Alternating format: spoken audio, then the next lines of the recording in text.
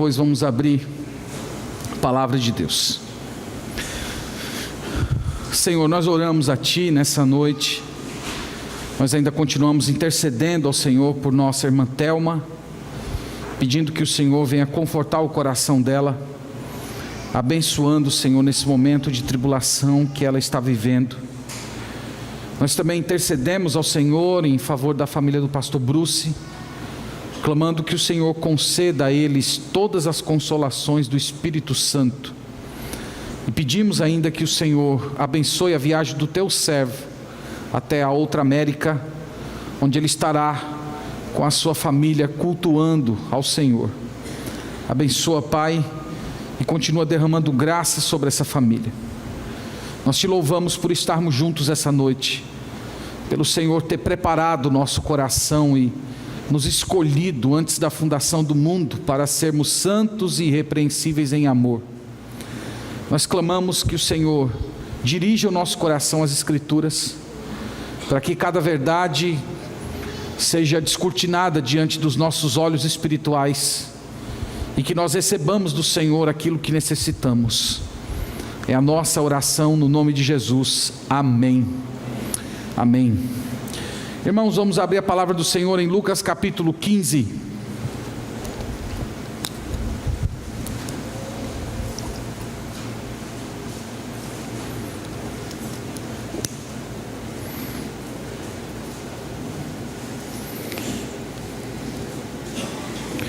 Evangelho de Jesus segundo Lucas, no capítulo 15.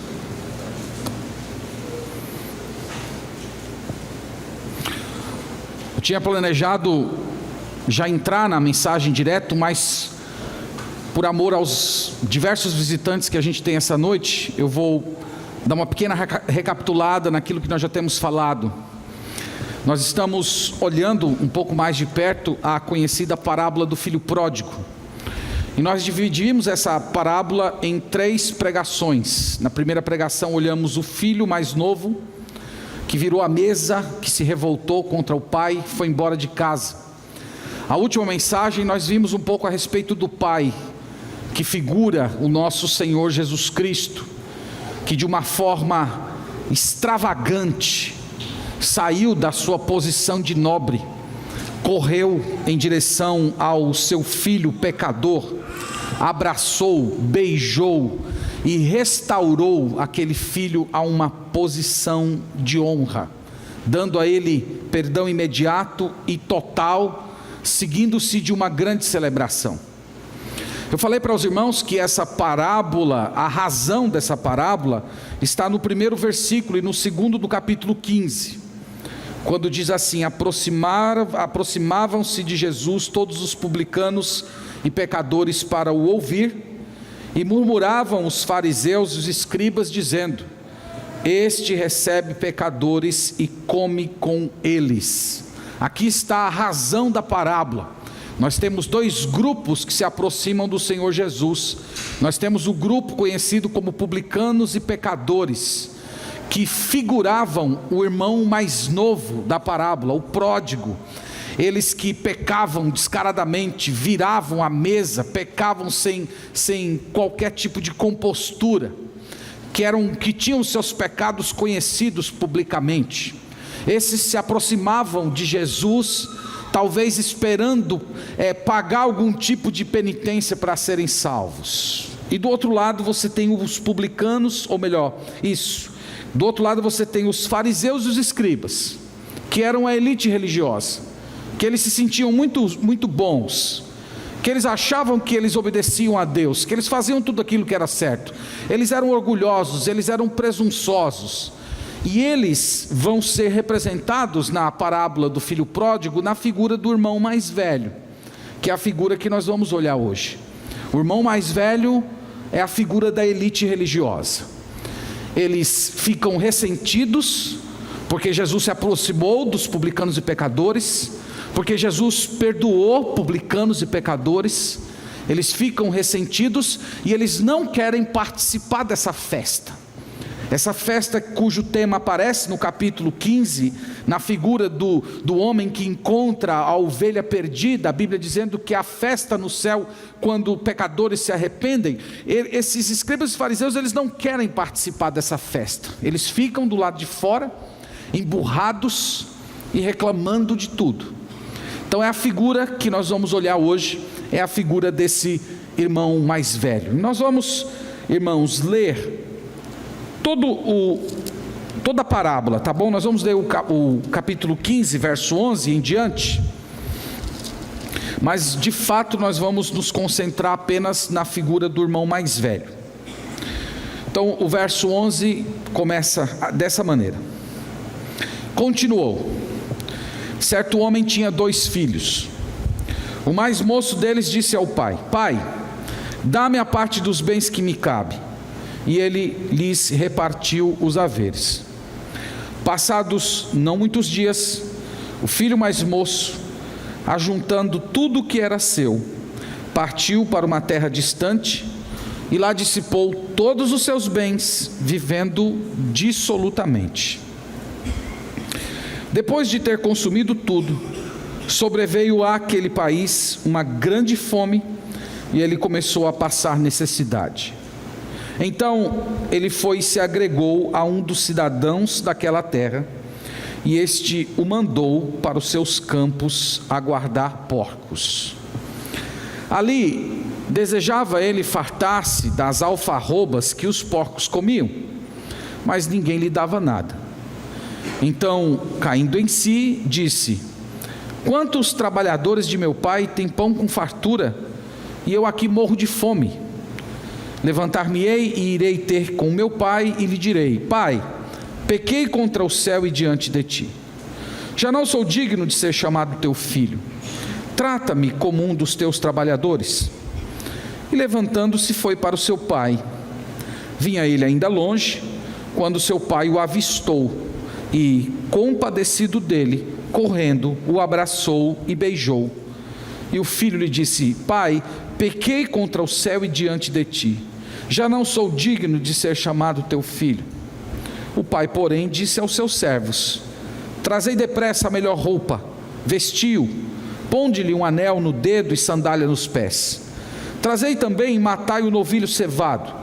Comamos e regozijemo-nos, porque este meu filho estava morto e reviveu, estava perdido e foi achado. E começaram a regozijar-se. Ora, o filho mais velho estivera no campo, e quando voltava, ao aproximar-se da casa, ouviu a música e as danças. Chamou um dos criados e perguntou-lhe que era aquilo, e ele informou: Veio teu irmão, e teu pai mandou matar o novilho cevado, porque o recuperou com saúde. Ele se indignou e não queria entrar. Saindo, porém, o pai procurava conciliá-lo.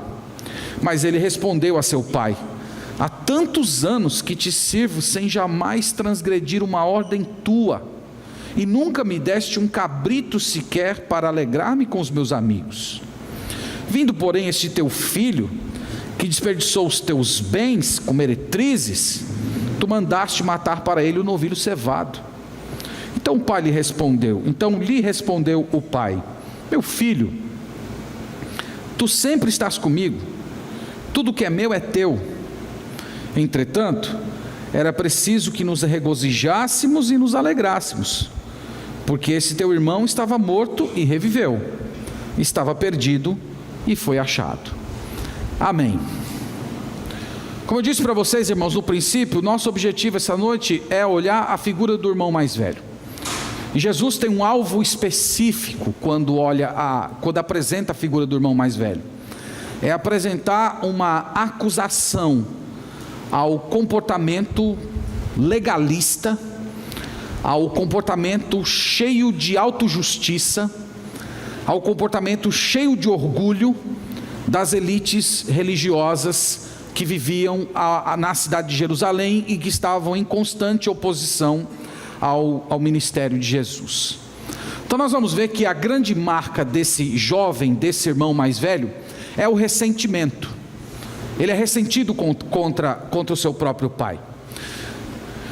Eu queria começar dizendo para vocês o seguinte: é que há pelo menos dois tipos de pecadores. Há pecadores que nós poderíamos dizer assim, são aqueles pecadores escrachados, aqueles que não têm vergonha do seu pecado, que se orgulham do seu pecado, que pecam na frente de todo mundo e se gabam deles. Há esse tipo. Eles são incontroláveis, cheios de orgulho, cheios de amor próprio, e eles não têm vergonha do que fazem, do que pensam. Mas há aqueles pecadores que são discretos, que eles preferem pecar quando não são vistos, que eles querem manter uma certa imagem, de preferência uma máscara de religião. Mas se você tirar um pouquinho dessa casca, você vai encontrar muito orgulho, muita hipocrisia e muita falsidade no coração dessas pessoas. Esses dois tipos de pecadores estão presentes na parábola. O irmão mais novo é o pecador escrachado, é o que não tem vergonha do que faz. E o irmão mais velho é um pecador tão terrível quanto o seu irmão, mas ele se esconde atrás da capa daquele filho obediente, daquele filho que está do lado do pai, mas que carrega no coração uma profunda revolta contra aquele que ele deveria amar. Eu sempre me vi nessa parábola. Eu queria começar confessando um pecado para vocês. Eu sempre me vi nessa parábola. E definitivamente eu não sou o irmão mais novo da parábola, eu sou o irmão mais velho. Eu tenho um irmão mais velho do que eu, e ele tem personalidade muito forte. Ele sempre colocou muitas coisas dele para fora, as posições dele. Então assim, ele, embora tenha dado um certo trabalho para os meus pais, mas meus pais sempre sabiam quem era ele, o que ele pensava e fazia, porque ele era completamente aberto. Eu era mais ou menos como esse irmão mais velho, aparência de bonitinho, que fazia as coisas corretas, que dizia sempre sim senhor, que falava baixo, que era calado, mas por dentro muita maldade, muito orgulho, muita hipocrisia, muita coisa ruim. E o dia em que os meus pais viram a casca da aparência de religião caindo, eles ficaram tremendamente chocados. E é mais ou menos o que acontece aqui. Então o irmão mais velho é a figura do pecador discreto. Ele é ressentido com o pai, mas no seu coração ele alimenta um grande rancor. Ele é rebelde tanto quanto o irmão mais novo. No entanto, a sua rebeldia está escondida naquela capa do filho que está sempre debaixo da autoridade do pai. É por isso que ele é um hipócrita religioso, porque ele fingia lealdade ao pai, mas no seu coração ele não estava ligado ao seu próprio pai. É por isso que Jesus usa a figura desse jovem para falar dos escribas e dos fariseus, porque eles eram tão perdidos em seus próprios pecados quanto os publicanos e pecadores que eles viviam criticando e se ressentindo, porque Jesus estava sempre na companhia deles.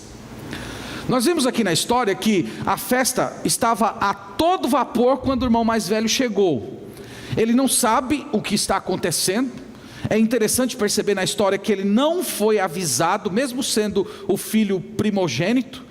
E aqui a gente começa a perceber que ele não tinha um bom relacionamento com o seu pai o conhecia, sabia que ele não ia gostar de nada daquilo. Lembre-se que o pai nessa história é uma figura do Senhor Jesus Cristo, e o Senhor Jesus Cristo conhece os nossos corações, então ele já sabia que ele iria ficar de fora. E uma outra coisa que chama a atenção nessa parábola, que é o segundo retorno que nós temos nessa história. O primeiro retorno é o retorno do irmão mais novo, humilhado, quebrantado, cheio de arrependimento. E aqui nós temos o retorno do mais velho, que ao chegar, ouvir a festa, sentir o cheiro do churrasco, ver a alegria de todo mundo, em vez dele se alegrar, ele fica muito mal-humorado. É como se a alegria do pai, como se aquelas coisas que alegrassem o coração de seu pai, não alegrassem o seu próprio coração. E o texto diz que ele não entrou na festa. Ele chegou, viu toda aquela festa acontecendo, e ele fica do lado de fora perguntando: o que é que está acontecendo aí? Quem é que está aí dentro? O que é que está acontecendo? Veja que essa é a figura perfeita dos publicanos e pecadores, em que Jesus estava se aproximando das pessoas pecadoras, e os escribas e os fariseus ficavam lá olhando: olha aí, esse aí recebe pecadores e come com eles.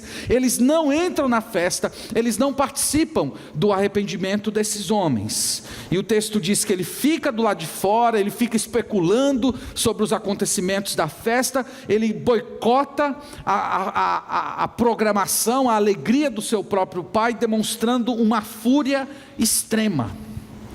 Ele não tinha amor pelo pai. Do mesmo jeito que o mais novo não tinha amor pelo pai quando partiu de casa, daquela forma tão terrível, esse aqui também, que estava criado debaixo das barbas do pai, ele também não nutria amor pelo seu próprio pai. Então, quando você olha tudo isso, tenta imaginar a atitude dos escribas e fariseus. Eu fiquei tentando imaginar isso, né? Jesus contando essa história, um cara que não se aproxima da festa, que acha um absurdo tudo aquilo que está acontecendo. Eles começam a olhar e dizer: até que enfim apareceu nessa história alguém com juízo. Até que enfim. Porque para eles, a situação do irmão mais novo era digno de reprovação. Ele tinha que ser expulso, ele tinha que ser humilhado por tudo que ele fez. A figura do pai, para eles, também se tornou uma figura desprezível. Porque um pai bom, justo, naquela época, dentro daquela cultura, ele não ia receber o filho de volta sem antes que o filho passasse por uma grande humilhação pública. Então, para eles, o pai, o filho mais novo, nenhum deles é uma figura são figuras aceitáveis na história. Agora apareceu alguém de juízo, alguém que olha e diz: isso aqui tudo é um absurdo, isso aqui não tem nada a ver. E Jesus, irmãos, está começando a apresentar o coração deles, um coração sem perdão, sem misericórdia, um coração que não conhece o significado da graça, um coração cheio de justiça própria. Eles pensavam que as bênçãos de Deus eram concedidas através do mérito. Então, através do esforço de trabalhar, de realizar, a partir disso haveria a aceitação de Deus. E é por essa razão que eles repudiavam o comportamento de Jesus, que simplesmente recebia pecadores, dizendo: os teus pecados estão perdoados, vai e não peques mais. E eles ficavam escandalizados com isso. Como receber desse jeito? Como não exigir nenhum tipo de penitência, nenhum tipo de sofrimento? Eles não compreendiam o que é a graça de Deus. E no restante da história, irmãos, o Senhor Jesus vai começando a descortinar o caráter do irmão mais velho. Tá pegando a analogia que eu falei da casca, Jesus vai começando a quebrar a casca, e ali vai começando a saltar o caráter daquele jovem, aquela aparência de amizade e de amor pelo pai. Então eu quero mencionar algumas questões aqui. Vamos começar olhando o verso 28. Olha o primeiro elemento do comportamento desse jovem no verso 28. Verso 28 diz assim: ele se indignou e não queria entrar. Então, a palavra aqui, indignar, significa se irar. Ele ficou com raiva. Você consegue ver o contraste entre ele e o pai? Como é que o pai está? O pai está feliz, o pai está cheio de alegria. Meu filho estava morto, reviveu. Lembra que eu falei para vocês na primeira mensagem que esse tema da alegria é o tema das 3 parábolas: a parábola do filho pródigo, a parábola da ovelha perdida, da dracma perdida. As 3 têm o mesmo tema, alegria. Mas essa parábola aqui tem um elemento novo. Tem alguém que não se alegra. Tem alguém que, em vez de se alegrar, tem ira. irado, ele tem um comportamento de animosidade contra o pai. E o que Jesus, irmãos, está tentando comunicar com isso aqui, é que aqueles que não se alegram com a salvação dos pecadores, eles ficarão de fora do reino de Deus, eles não entrarão na grande festa do reino de Deus. E o Senhor Jesus está mostrando aqui, Jesus está mostrando isso para os fariseus, porque eles odiavam os ensinamentos de Jesus a respeito do perdão. Eles odiavam essa ideia da graça, de Deus simplesmente perdoar pecados sem exigir nada em troca. Eles odiavam a ideia de um perdão gratuito, imediato, completo. Eles não queriam participar desse tipo de festa, e por isso eles odiavam a mensagem de Jesus. Esse jovem, irmãos, ele é perdido. Ele é tão perdido quanto o mais novo. Só que ele tem um agravante: ele é um perdido que não se reconhece como perdido. O mais novo, com todos os seus problemas de rebelião, a história diz que teve uma hora que ele caiu em si. Teve uma hora que ele tomou uma decisão de dizer: pai, eu pequei contra os céus e contra ti, eu não sou digno de ser chamado seu filho. Mas esse aqui não. Ele não tem arrependimento, ele não tem contrição, ele não quer se curvar diante da graça de Deus, ele está selando a sua própria condenação. Ele se sente bom, ele se sente uma pessoa muito melhor que o seu irmão. Veja, irmãos, que o nosso mundo está repleto de gente assim, que se mede pelos outros. Eu não saí de casa, eu não tomei um dinheiro que eu não tinha direito, eu não vivi com prostitutas. É quase clássico, né? Quando você vai evangelizar uma pessoa, perguntar assim: você acredita que você é um pecador? A pessoa diz: olha, tem gente pior do que eu, viu? Tem gente pior do que eu. Então essa percepção em que você se mede não por aquilo que Deus requer, mas por aquilo que você vê nos outros. Então você começa a se olhar comparado aos outros, você vai se sentir de fato uma pessoa muito melhor. E aí não tem espaço para graça. Ele é perdido, ele é inimigo do seu pai. No versículo 29 diz assim: mas ele respondeu a seu pai: há tantos anos que te sirvo sem jamais transgredir uma ordem tua, e nunca me deste um cabrito sequer para alegrar-me com os meus amigos. Ele é inimigo do pai. Ele é incapaz de abandonar sua amargura e entrar naquela comemoração. Mas o pai, o texto diz que procurava conciliá-lo. Veja, aqui é a demonstração da misericórdia de Deus, porque na cultura daquela época, o pai não precisava fazer isso. O pai não precisava chegar lá para dar explicação para o filho: meu filho, tenha calma, não é bem assim, tudo que é meu é teu. O pai simplesmente poderia dizer: entra na festa, é uma ordem, obedeça. E ele tinha que obedecer. Mas aqui o pai, com todo o amor, vai até ele, procura acalmá-lo, explicá-lo, mas ele tem um rancor terrível no seu coração. Ele tem inimizade, uma inimizade arraigada na sua alma. Ele é cheio de orgulho. Ele diz assim: há tantos anos que eu te sirvo. Essa palavra servir aqui, no texto original que o Novo Testamento foi escrito, ela significa escravo.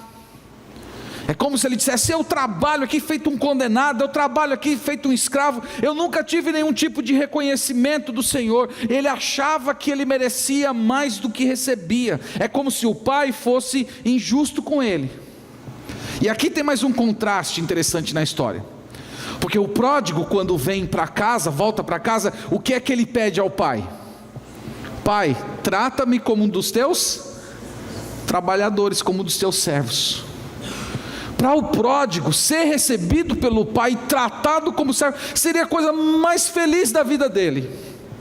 Mas esse aqui, ele está ao lado do pai, sendo abençoado com a presença do pai, mas ele sente que a sua vida é um fardo, ele tem um peso na alma. Ele achava que ele deveria receber mais do que ele estava recebendo. Irmãos, esse era o comportamento dos escribas e fariseus. eles achavam que eram grandes merecedores. Eles achavam que pelo fato de cumprirem as minúcias da lei, até o jeitinho de lavar um copo, eles estarem completamente dedicados a obedecer essas minúcias, eles eram mais merecedores da graça de Deus do que as outras pessoas. Mas eles estavam completamente errados. Então esse jovem, ele é cheio de orgulho, mas ele também é cego. Ele é cego. Ele diz assim: eu nunca transgredi uma ordem tua. Quem é o filho que pode chegar para um pai e dizer isso? Nunca te desobedeci. Ele tinha essa percepção. É interessante, irmãos, como o pecado produz um auto-engano. Como o pecado, ele vicia o seu olhar, a sua capacidade de se avaliar.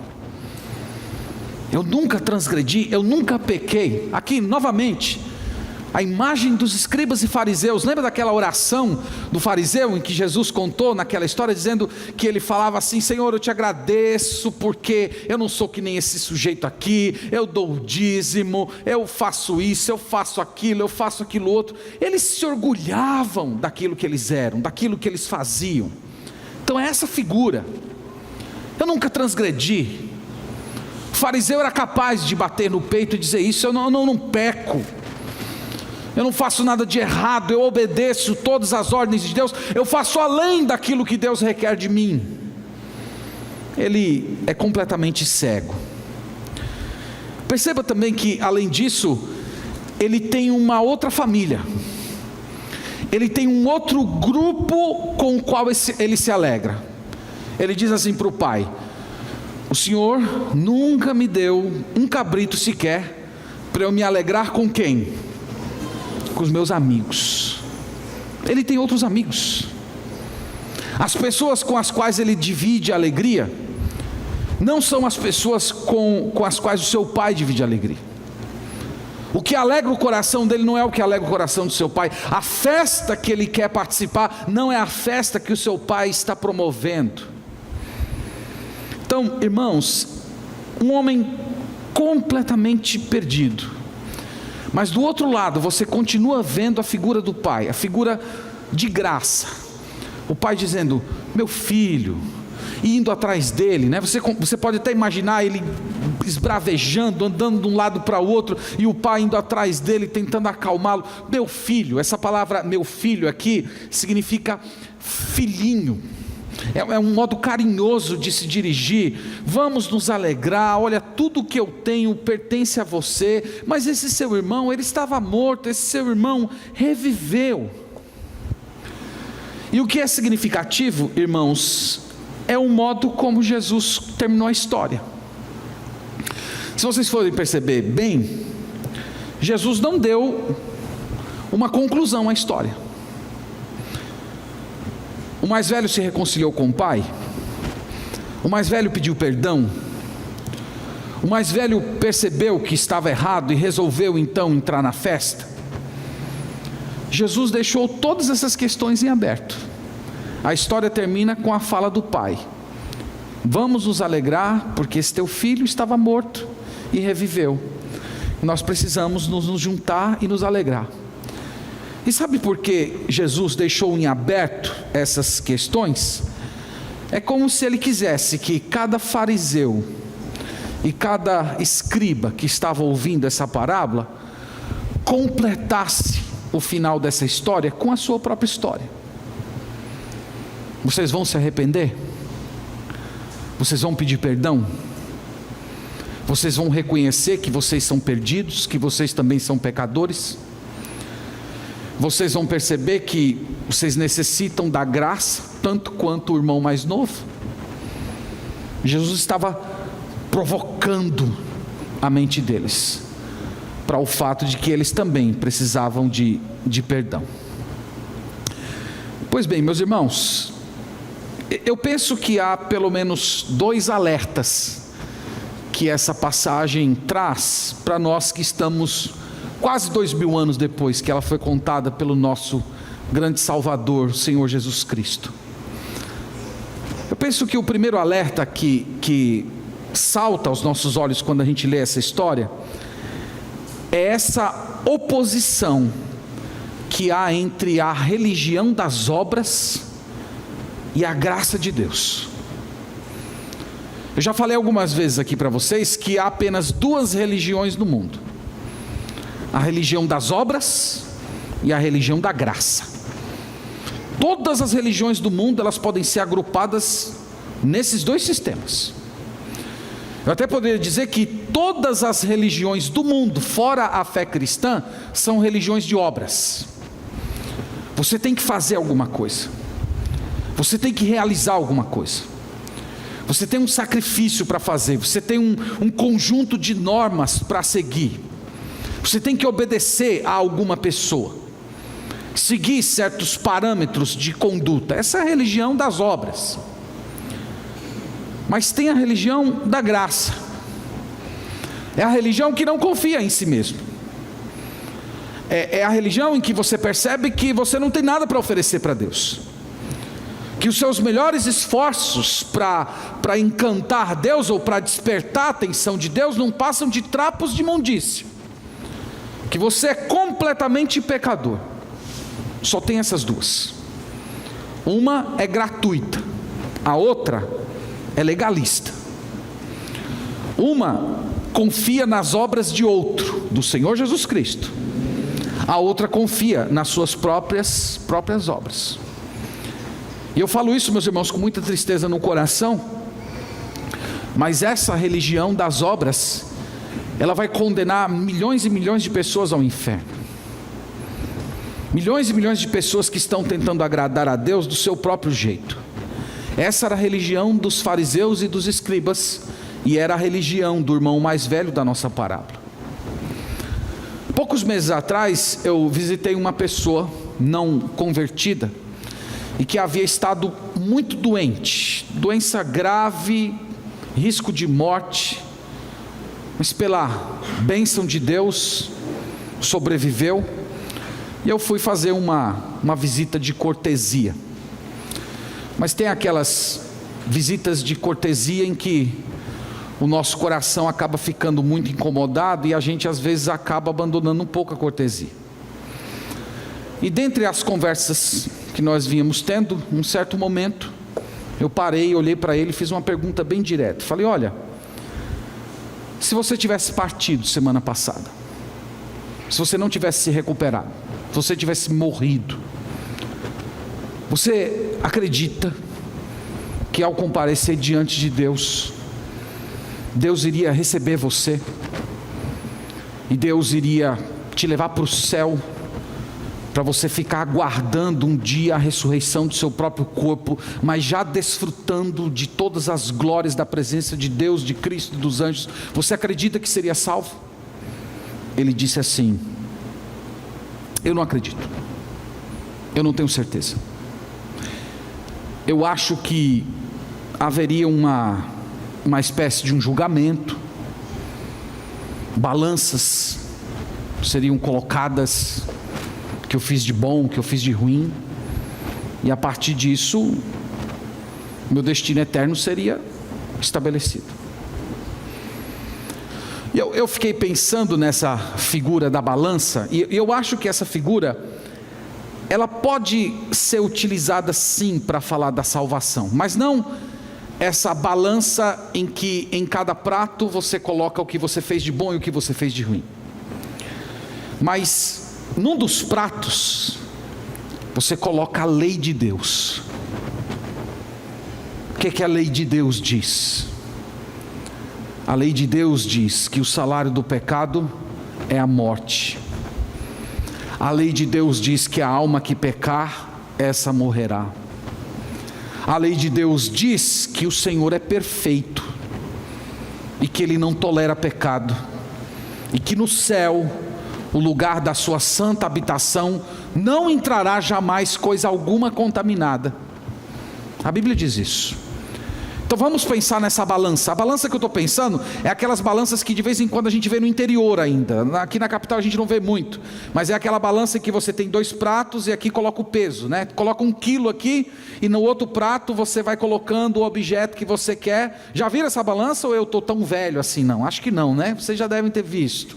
E aí vai colocando os contrapesos aqui e vai estabelecendo se tem 1 quilo ou não. Então aqui você tem no primeiro prato a lei de Deus.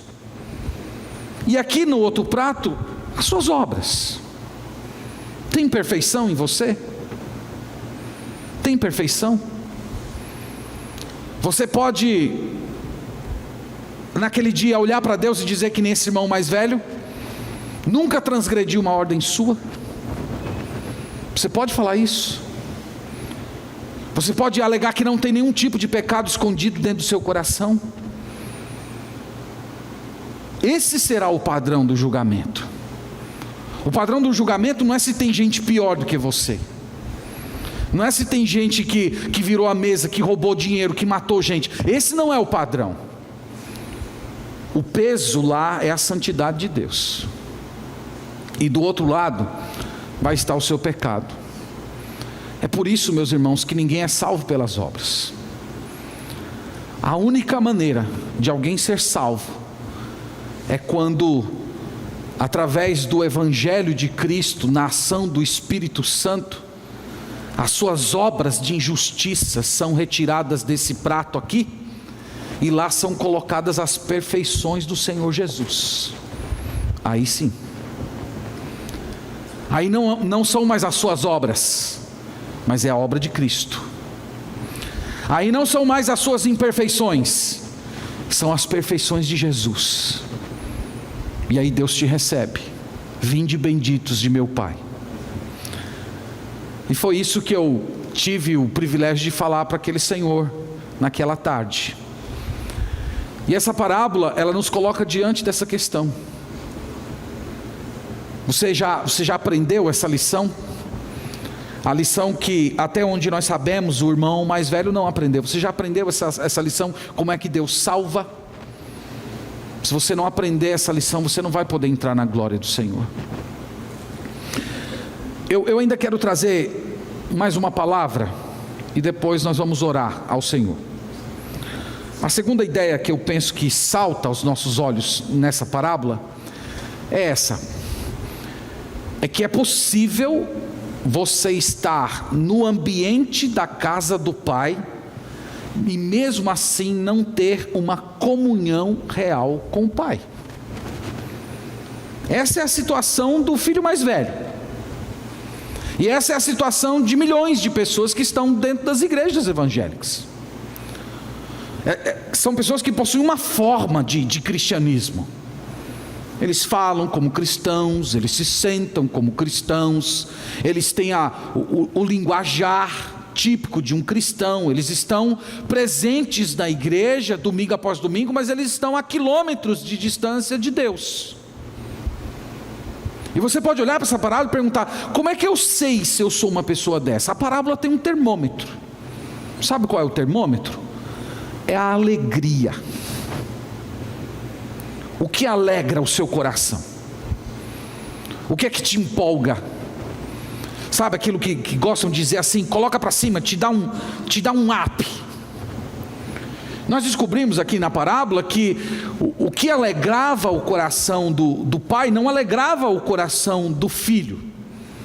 Ele tinha outros valores, ele tinha outros interesses, ele estava querendo um outro tipo de festa, não participar da festa do pai. E talvez esse seja o seu problema.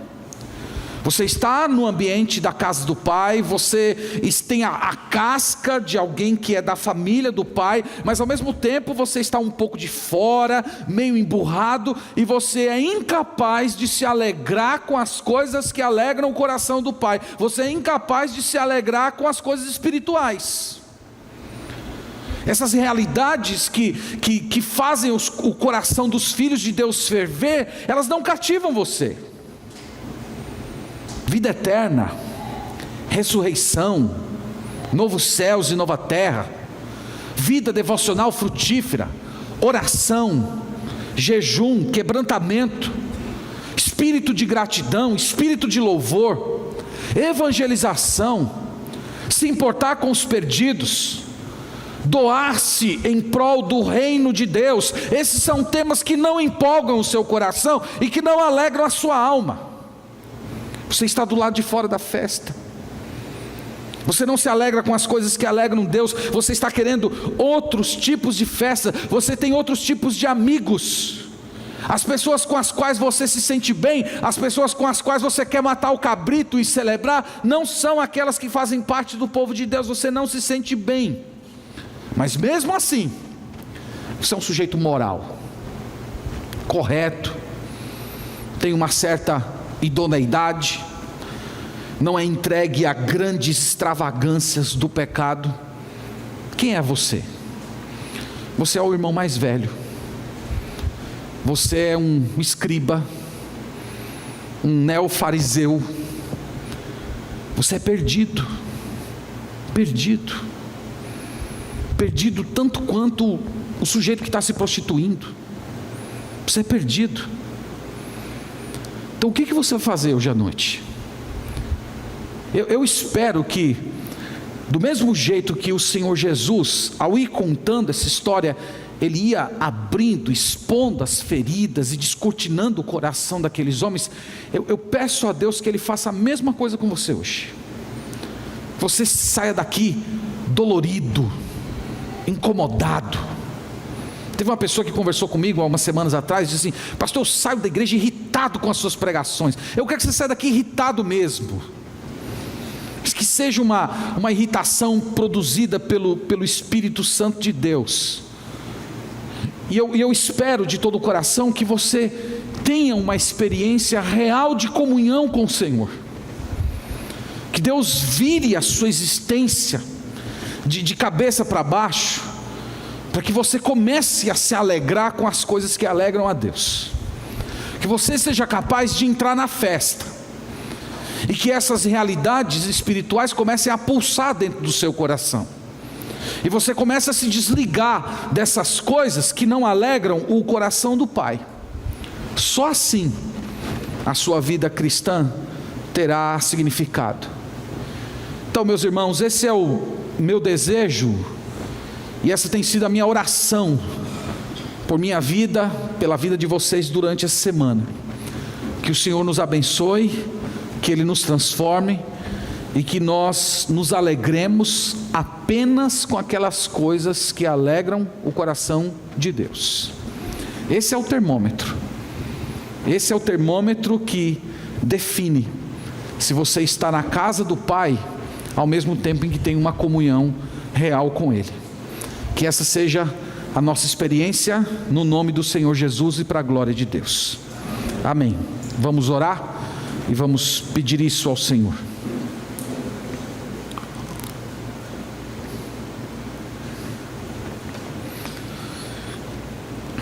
Deus, nós te louvamos pela tua santa e eterna e maravilhosa palavra. A tua palavra vem de encontro ao nosso coração. A tua palavra, Senhor, ela mostra quem nós somos. E nós confessamos ao Senhor que tantas vezes nós nos pegamos na figura desse irmão mais velho, dos escribas e fariseus, cheios de orgulho, cheios de justiça própria, nos sentindo melhores e superiores àquelas pessoas que pecam deliberadamente.